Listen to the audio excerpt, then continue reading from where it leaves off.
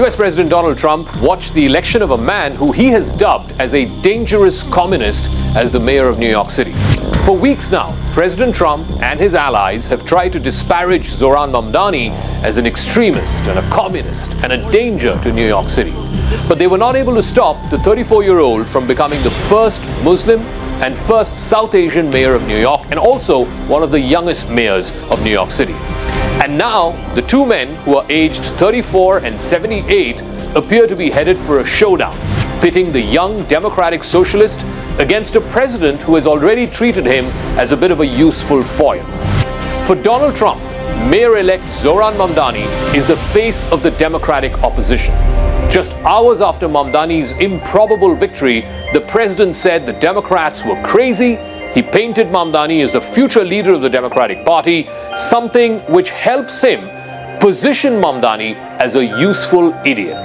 Then a guy comes along, ping, ping. These people are crazy.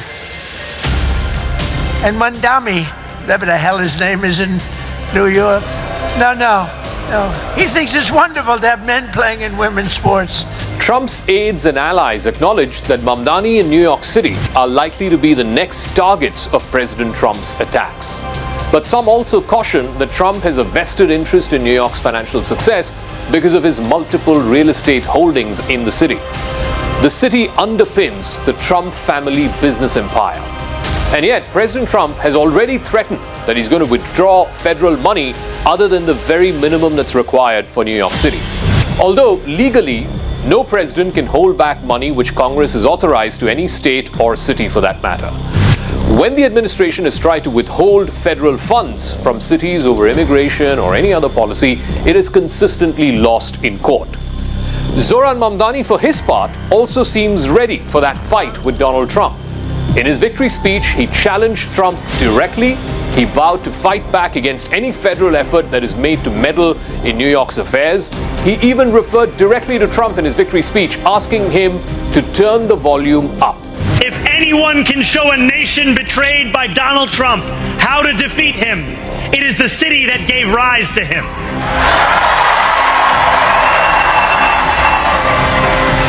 And if there is any way to terrify a despot, it is by dismantling the very conditions that allowed him to accumulate power. This is not only how we stop Trump, it's how we stop the next one. So Donald Trump, since I know you're watching, I have 4 words for you. Turn the volume up.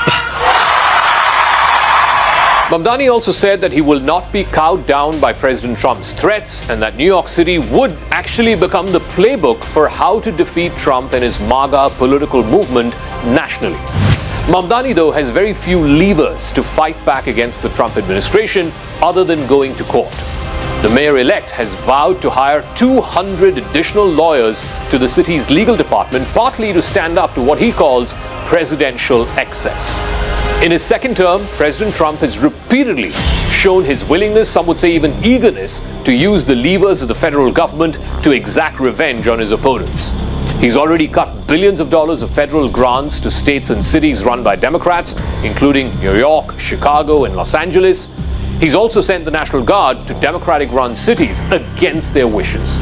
And he has instructed the Justice Department to prosecute his political opponents, including an Attorney General in New York. But there is a catch here.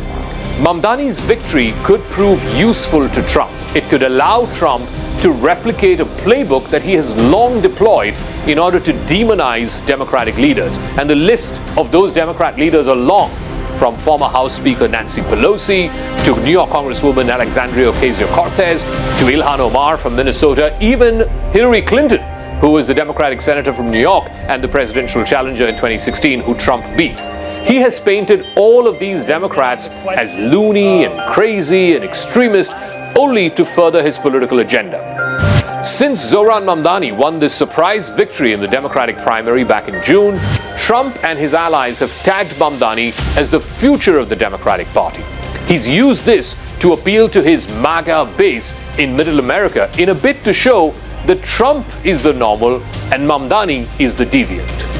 And the first issue of the showdown between Trump and Mamdani has been on the rights of transgenders. Mamdani has promised to defend the rights of transgender New Yorkers and to make New York City a sanctuary city for LGBTQ residents. Trump, on the other hand, has already said that Mamdani wants to allow transgenders into women's sport.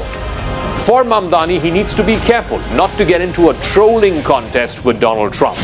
That may not be a particularly politically valuable thing to do, but he needs to also at the same time come across as standing firm against Trump where it is essential, where it is seen that Trump is waging a war against the city. So where necessary, he has to come across as standing up to the bully, but not get down into the mud and be seen as wrestling with the president. The question though is, and this is a balancing act, how do you on the one hand challenge President Trump and at the same time leave room for the idea that Mamdani is going to be a mayor for all New Yorkers, including those New Yorkers who are Trump supporters who did not vote for him. Trump, who's born and raised in New York, is deeply concerned about the affairs of the city and how it's run. His advisors have tried to meddle in the race to try and sink Mamdani's chances, but they were unsuccessful. Trump even gave a last-minute endorsement to Mamdani's challenger Andrew Cuomo, but even that could not stop him. Now, after the victory, some of the president's friends from New York are encouraging him to take a more diplomatic approach to the city and its new mayor. They've advised him not to hold back money that would help New York. They're also advising the president against sending the military into the city, like he's done in the past with Los Angeles, with Chicago, and Washington, D.C. Trump versus Mamdani could be the next big showdown in America, one whose ramifications will go well beyond the city that they both call home, New York.